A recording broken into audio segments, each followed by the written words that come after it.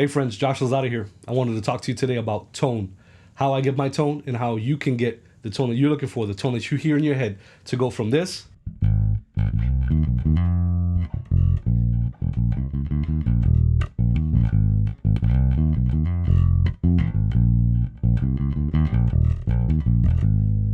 to this.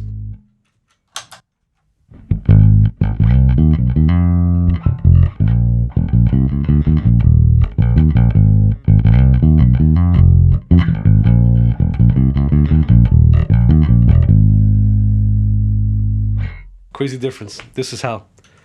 Number one, we're all going to tell you, I've heard it for many years, it all starts with your fingers. So we each have a different footprint, a different fingerprint, if you will, to the way that we play our instruments. We could all play the same exact instrument and sound completely different because of that specific thing, right? So it's all going to start with your hands. Secondly, it's gonna be your bass.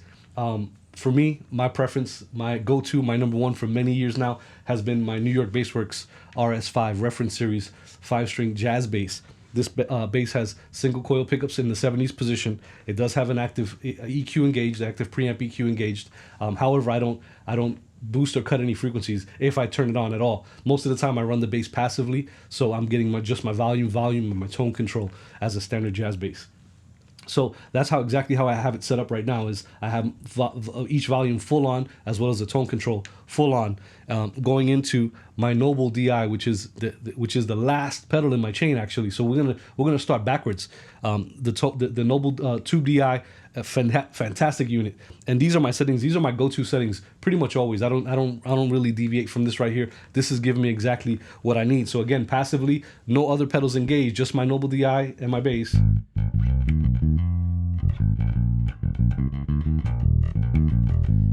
Great tone. Now, if I were to take the EQ and turn it all the way off and kill the bass and kill the treble on this is how it would sound.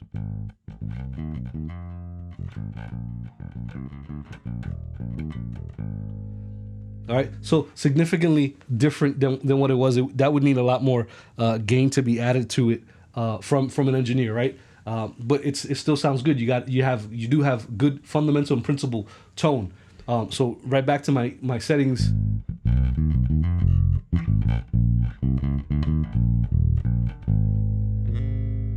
Right, so that's my Noble DI. That's the last chain. That's the last pedal on my chain, and that's kind of where I want everything to hit pretty nicely. Now, from my bass, I'm going directly into the Origin Effects DCX bass tone shaper and drive pedal. This is a wonderful unit. This actually emulates the Universal Audio 610-2 preamp.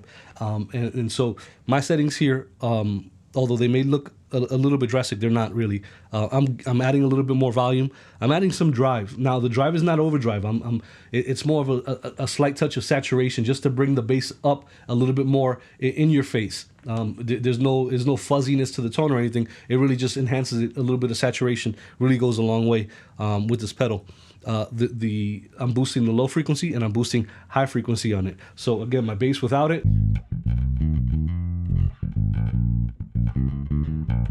my bass with it,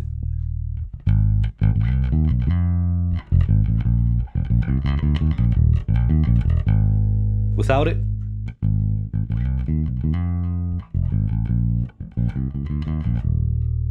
with it,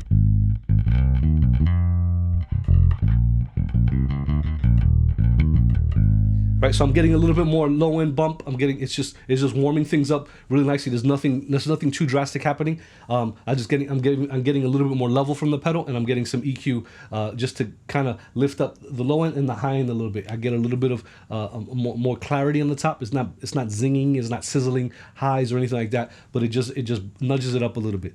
And so I'm going from the DCX bass. I'm going into the Trickfish Amplification EPA pedal. It was a preamp pedal with an EQ. And again, yes, many are going to ask, why are you going to multiple preamps? Well, the fact is that my thought process behind it is that of a mixing engineer. And so if you look at the mixing engineer's thought process and how they go after what they're doing in as far as the mix is concerned, I noticed that a lot of them stack multiple compressors. They'll stack multiple EQs one after the other or in between, and they'll stagger them. And it's not that they're hitting every single parameter on those units at their peak to manipulate the sound. However, they are incrementally adding a little bit or taking even away sometimes certain things when they're adding these different plugins into their mixing templates. And so I'm kind of doing the same thing where I'm little by little, I'm just adding things. I don't want to push it to 10 every single time, but I do want to add it so that I continue to level up little by little. I'm nudging the tone into where I want it to get to. All right, so that's what the EPA doing. Now you're going to hear a good amount of volume increase on the EPA once I've engaged it. Right now, DCX bass.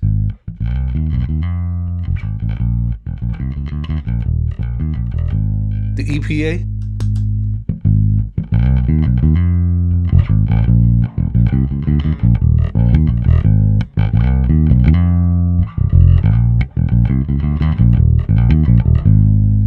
All right, so you should have been able to hear that, and if you're watching and listening to it on a mobile device or something with you're not connected to headphones or a set of studio monitors or computer monitors, definitely do that so you can really hear and appreciate the difference in tone. Now, I did get a little bit more volume out of it, but now the EQ controls, I added a little bit more bass, I added a touch more treble, and then the secret to the sauce. At the end of the day, every bass player should know this: your tone is made or broken in the mid-range. And so this has a great mid-frequency center point that I absolutely love. So I'm boosting that. I'm going to 3 o'clock on that to give me the definition. So I have lows nudged up, I have highs nudged up, and then I have a nice presence of the mid-range to give me definition to really cut through mixes, especially when you're playing large venues, stadiums, arenas, and things like that. You need mid-range. You need mid-range to cut through. If not, your bass is just going to sound muddy all the way through. So this pedal is an absolute game changer for me.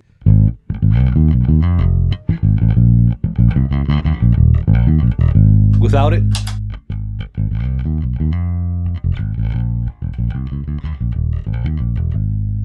all right, so that's a good difference.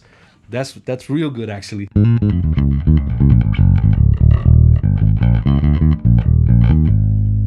All right, so DCX bass into the EPA, and then I'm sending the EPA to the Origin Effects Cali 76 compact bass compressor. And again, I'm not hitting this thing to the max. This is not a 10-to-1. I'm squishing my sound. I'm actually adding this so that I can add a little bit more oomph to the tone, the overall tone, and it actually helps to stand out a little bit more even in the mix. And so there's a little bit of volume change, not much, but it really helps it to stand out. It really pushes in your face.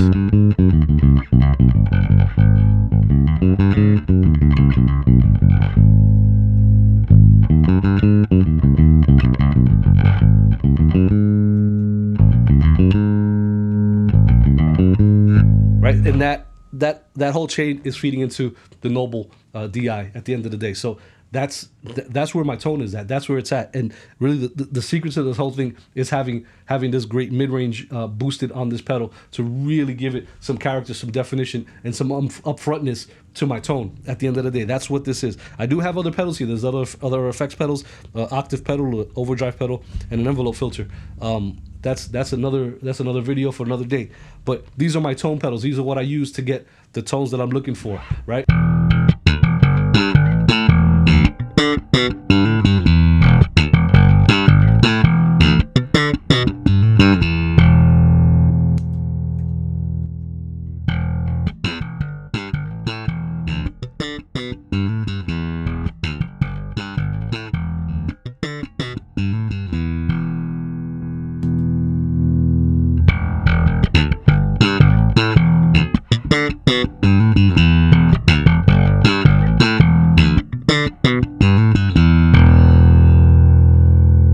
Those are the pedals, easily available. You can get your hands on these at online at the web stores of each of these companies, and you can try them out. They're absolute game changers for me. These are what my tones are. And then the Noble is a little bit more difficult to get your hands on, but not impossible. And if you need to, try a different DI, preferably a tube one. Depends on what you like. I absolutely love tubes. I'm not driving them overly hard. I just love the tone. I love the roundness. I love the warmth that I get from it. And again, that mid-range is going to help your tone just really stick out and be more present in the mix. So that's what I got for you guys. Let me know what you think below. Comment. Let's talk about what it is you're using. If what I'm using could be used differently. If you have questions about the process of the signal chain and why I'm going the way that I'm going, definitely let me know. I'll be happy to answer any questions you may have. So up until the next one, we'll talk to you soon. Take care, guys.